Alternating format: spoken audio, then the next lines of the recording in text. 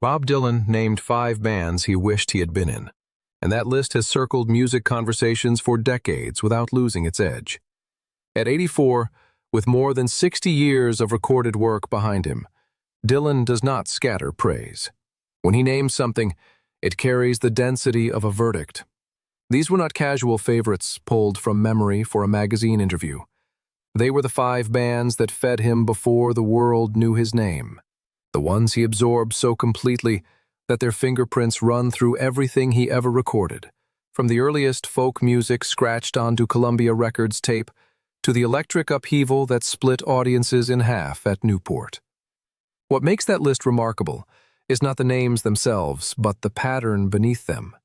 Jug bands from the 1920s, electric blues built inside Chess Records in Chicago, Irish rebel songs performed in Greenwich Village clubs, a trio whose harmonies stopped rooms cold. A kid from Texas who died at 22 and still managed to hand Dylan the exact permission he needed.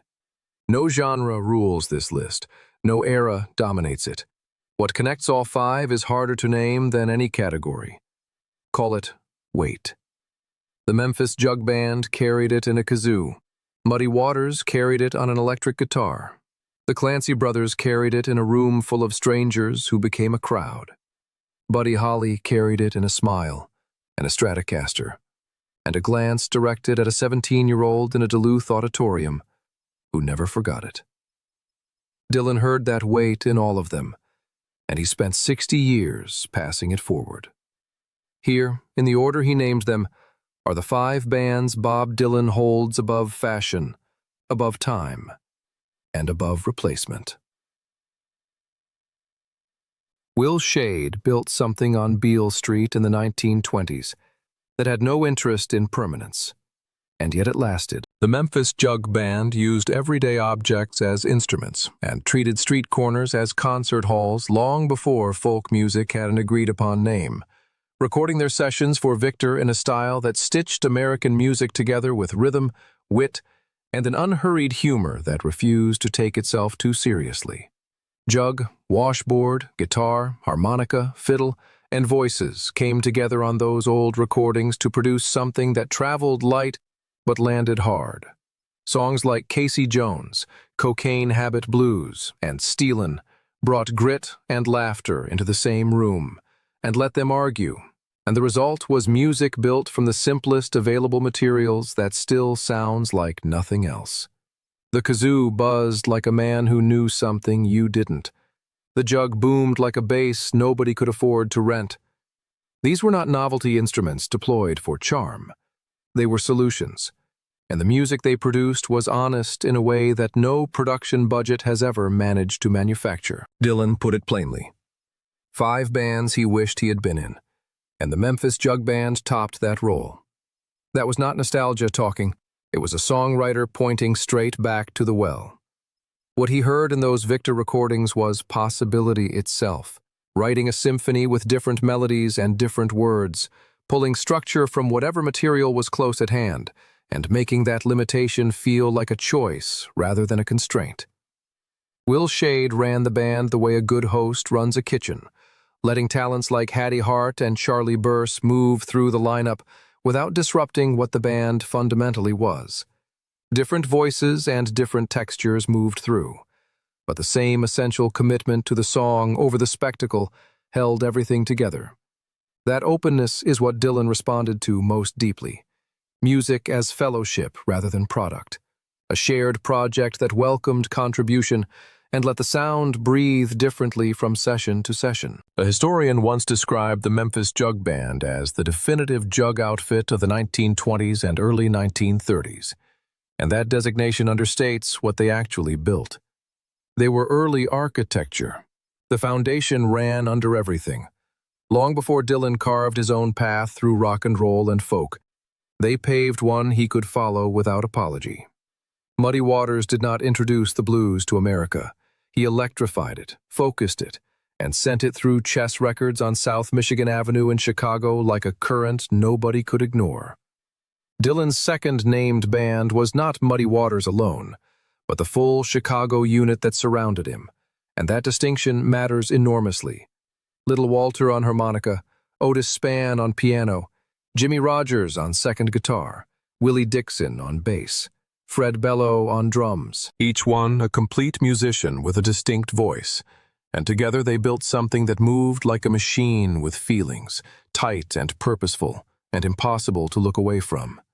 The kind of ensemble where the group is genuinely more powerful than the sum of its individual parts. Hoochie Coochie Man announced the band's arrival on a prowling, unhurried groove that understood exactly how much power silence could hold between the beats. Manish Boy doubled down on that confidence without flinching. Got My Mojo Working became a phrase that outlasted the decade, the genre, and nearly the century itself. Dylan heard the precision and the swagger in those chess sessions and recognized the engine that made going electric make complete sense to him. When he plugged in at Newport in 1965, and the folk music crowd responded with hostility that could have filled a stadium, Dylan reportedly shrugged at the reaction. He had spent years listening to Muddy Waters. Electricity was not betrayal. It was simply the next room in the same house. The interplay inside this band was its real secret, the thing that separated them from every other blues outfit working at the same time. Little Walter's harmonica did not decorate the songs. It debated them, circling Muddy's vocal the way a second opinion circles a first diagnosis, sometimes agreeing, sometimes pushing back. Otis Spann answered from the piano, with church and street sitting in the same hand simultaneously. Bello and Dixon locked together so completely that their rhythm section felt like a single organism making decisions. The Rolling Stones, who took their very name from Muddy's Rolling Stone, crossed the Atlantic to take their full education directly from these recordings, and sent the lessons back louder.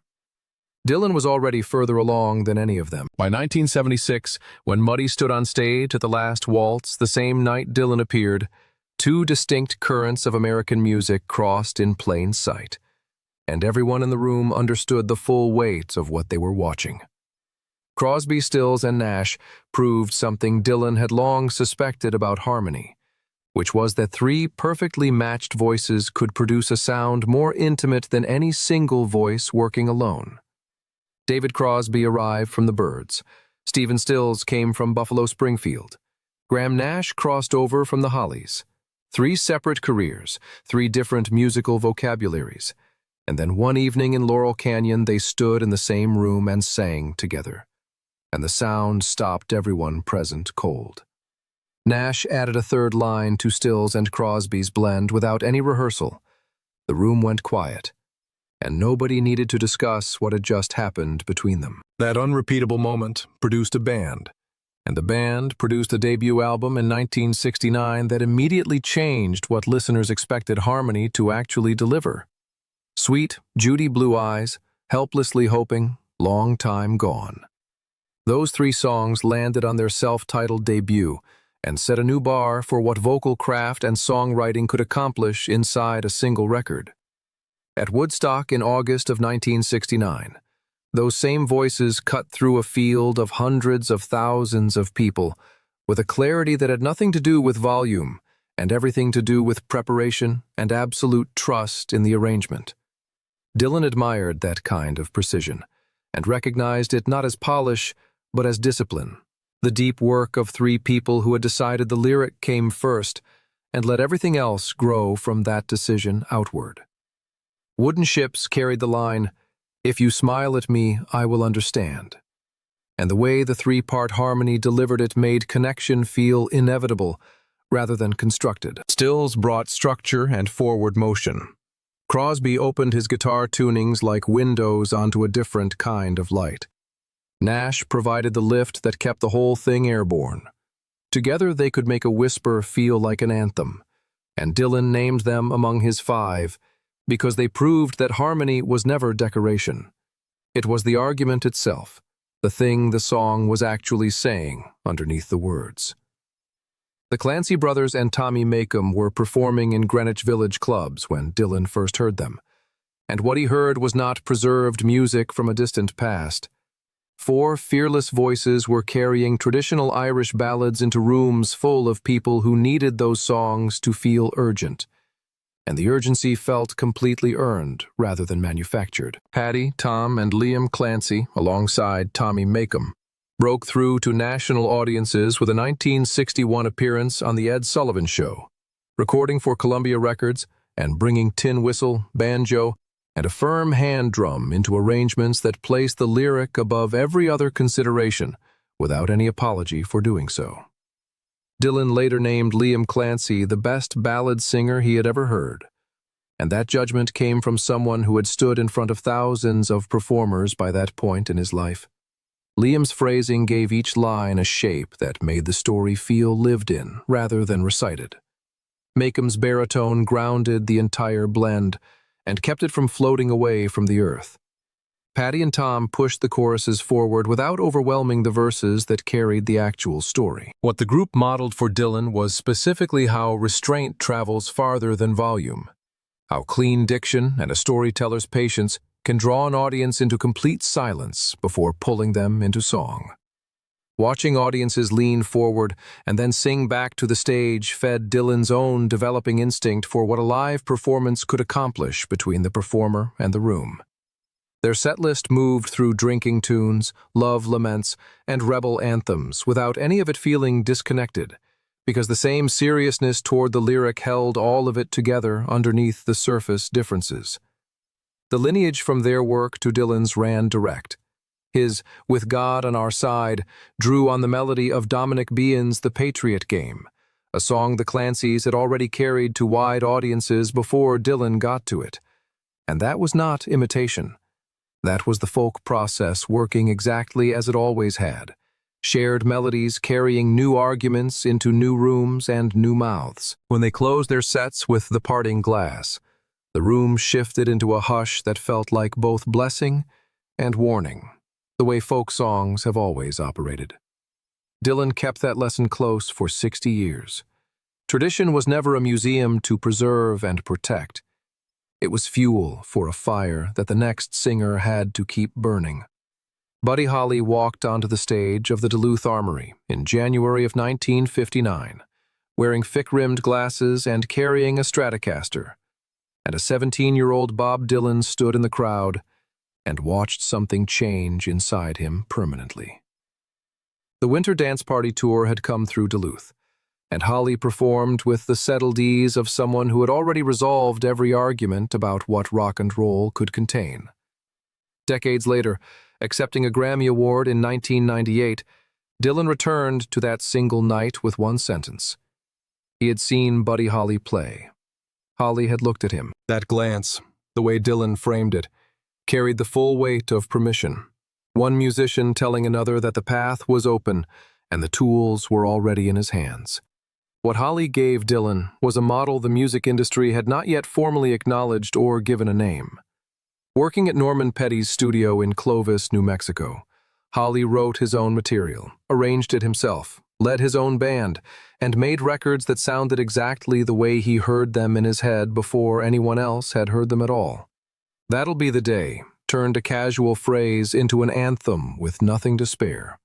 Peggy Sue built an unforgettable melody from nothing more than a name. Rave On captured joy in 2 syllables and a galloping rhythm section.